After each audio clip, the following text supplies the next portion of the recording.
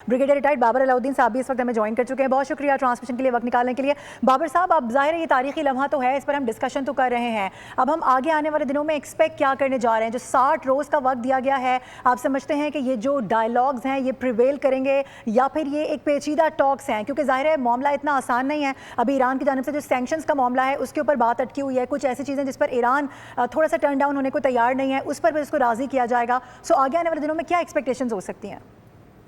ये मुज़ाकरात पेचीदा है क्योंकि मामला पेचीदा है, तनाज़ा पेचीदा है, बहुत पुराना तनाज़ा है।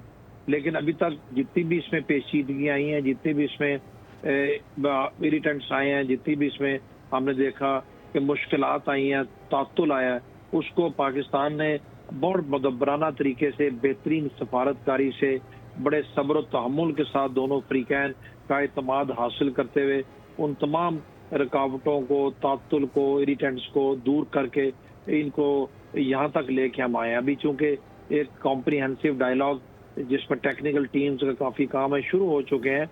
उसमें अच्छी बात यह है कि जो इनके सबसे पेचीदा मामला हैं, 2-3 दिन में जोहरी ईरान का जो जोहरी प्रोग्राम है उसका मामला है, या आबना हुर्मुज़ का मामला है, ईरान पे सैंक्शंस का मामला है, उस पे भी अमेरिकन की तरफ से ग्रीन सिग्नल इस तरीके से है और ईरान की तरफ से भी कि दोनों ने आबरा हुर्मुज़ को खोल दिया है। ईरान ने रजामंदी जाहिर की है इंटरनेशनल एटॉमिक एनर्जी एजेंसी की तरफ से उसके जोहरी तनसीबात और जोहरी प्रोग्राम के मुआयने या मॉनिटरिंग के लिए भी, और अमेरिका ने भी ईरान को महदूद पैमाने पर तेल बेचने की इजाज़त देने की बात की है और महदूद उनके जो मुंजमद असासे हैं उनको बहाल करने की बात की। ये सबसे मुश्किल चीज़ें थी। अगर इनमें इस हद तक अंडरस्टैंडिंग है तो मुझे यकीन है, उम्मीद है कि ये मामला अच्छे तरीके से आगे बढ़ेंगे।